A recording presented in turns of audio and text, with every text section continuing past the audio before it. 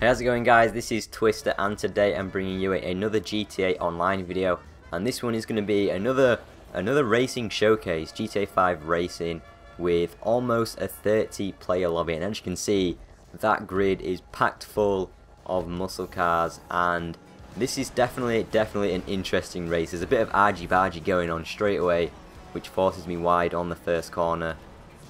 And one of the interesting things you'll be able to see is that I actually don't have my minimap enabled in this race, which is, it definitely makes things more interesting due to the fact that it would make a race more interesting anyway, because the first time you play a race, it's always beneficial to use your minimap to know where the next checkpoints are coming up. But in this race in particular, this one is actually a crossover race, so if you don't know what that means, it means that parts of the track overlap, so different racers on different parts of their lap will meet up on the same part of the track, and it can cause a few collisions. So luckily for me, I pretty much do, well, an almost perfect race. I don't have many incidents at all, which really suited me well, and I can't even tell what position I'm in right now. I think I'm in possibly third. The fact that I don't have my minimap, nor do I have my HUD, so I can't tell what position I'm in. It kind of just left me doing this race quite blindly.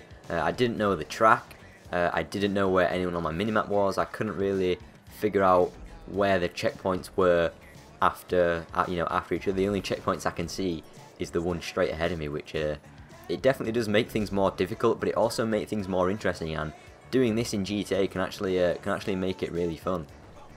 So this is the first part of the crossover now. This is towards the end of the lap, and we're starting to go to part of the track which features at the very start of the lap. So the actual crossover between cars starts happening pretty much now. All the cars that are behind me are going straight down to the right, and as you can see, that Dominator right in front of me just got wiped out completely.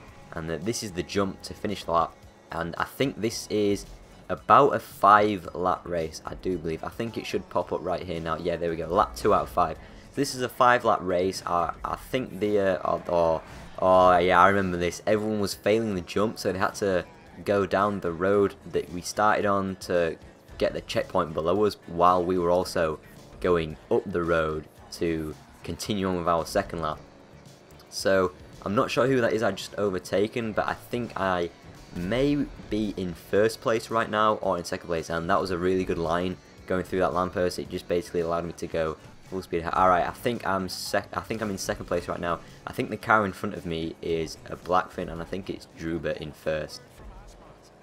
So this race was done in muscle cars. You saw at the start the grid, it featured a lot of different cars, and I think that muscle cars are probably some of my favourite, it's probably definitely one of my favourite car classes to race in GTA Online, because it allows for a lot of variety. And you'll have noticed that I'm actually driving the Sabre Turbo in this race, and it's not a car that I use a lot for races, but it is a really nice car to drive. It handles well around corners if you manage to get the throttle control right. If you don't, it can oversteer, and you can lose a lot of speed from the oversteer, so you really got to make sure you get the throttle control right, and basically just ease it into the corners to carry the speed around the corner. So with the race, as the race goes on further and further, the cars around the track get spread out more and more, which makes the crossover points a little bit more hard to predict.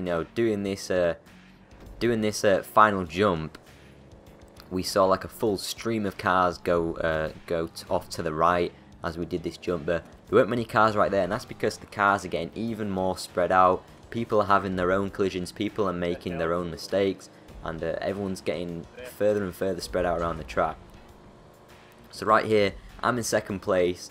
Druber, I think it is, goes wide. I'm not sure if it is Druber. If not, I am massively mistaken, but Druber goes wide right there, and then I make a mistake coming onto this road before this right-hander, which allows Druber to get back in front of me, and I'm trying to play catch-up again. The one thing that you've got to try and do with these crossover races is just not make mistakes, because I think Druber may have made a mistake right there, which allows me to get right back on his bumper and go for an overtake. He does oversteer, I do get alongside him, but do clip a lamppost. So it's quite an interesting race. These crossover races, they do get really action packed, which is maybe not something you guys are used to if you're used to the clean racing. But obviously when you've got like a full lobby doing these crossover races, everyone's at different parts in the track, and as you can see there, Drubert makes the mistake. He bounces off the hedge on the inside, going for a little shortcut, and I think I'm not sure where he goes off to the left, but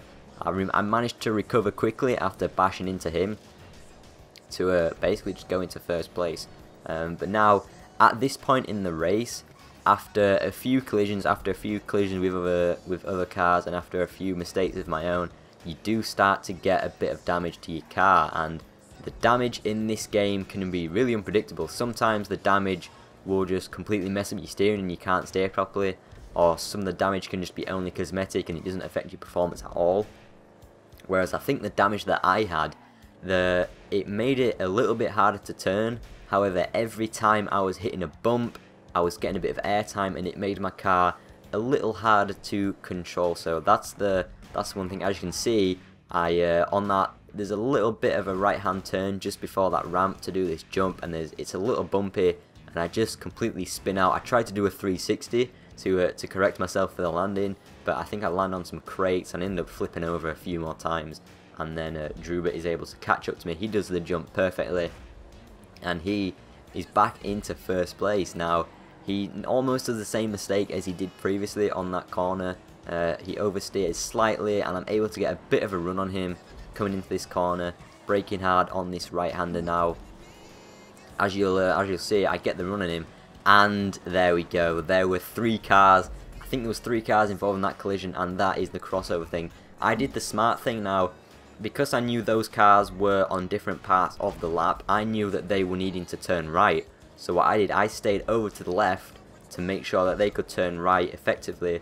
But obviously Drubert being towards the right, the cars that were on their different part of the lap turning right, they basically just turned into Drubert and wiped him out. I'm not sure if they were aware that Drubert was on the first part of the lap where he was going straight ahead. So they just ended up turning, expecting him to turn also. But obviously Drubert didn't turn, he just goes straight on, and then it just ends up in a collision. So right now I'm pretty much just trying to secure my first place. I think I do put in a good final lap. I've got a bit of clear space now. I've got a decent gap to Drubert, and I'm not sure how far 3rd and 4th place. I don't know if there's anyone challenging for the spot behind me anymore, because I've just got a bit of a clear space. Now, you would think that right now I can just push on, go as fast as possible for the lead, but actually I just try and take it really cautiously, and as you can see, cars are crashing out all around me, and I don't know this because I still haven't got my minimap enabled.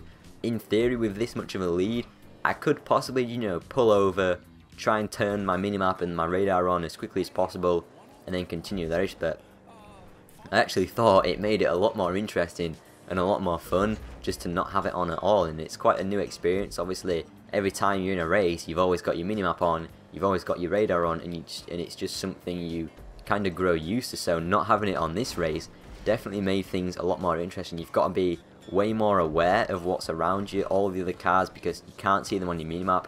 You've got to be aware of where they are yourself, so that just, like I said, make things way more interesting.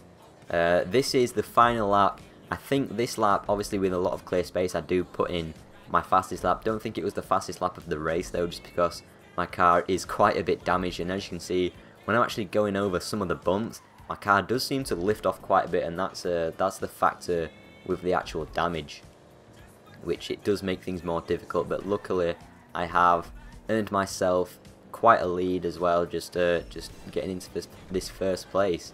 Obviously I had a really lucky start as well. As you would have seen at the start of the race, you saw the grid, like the grid was so packed tightly together that there wasn't really a lot of room, and thankfully I was starting on the outside, because I think Bruffy was starting on the first place. He was right at the front on the left hand side, and I think he just got pushed straight into a wall or something, so he got wrecked right at the start, and luckily I managed to get into the top 3 position right off the start, and then continue on with my race with not many mistakes after that. pretty perfect race, and the perfect race in terms of a crossover race where everyone else is crashing and you're not making too many mistakes yourself. So this one went really well. Hopefully you guys have enjoyed it. I do mess up the final jump a little bit, which I guess it reduces my final lap time, but it was a really fun race, definitely an interesting one, definitely a race that you don't see every day in GTA Online. So if you did enjoy the race, if you did enjoy the video, make sure you do leave a like, rating, subscribe to the channel if you are new, and as always, I'll hopefully see you all in my next video. See you later, guys.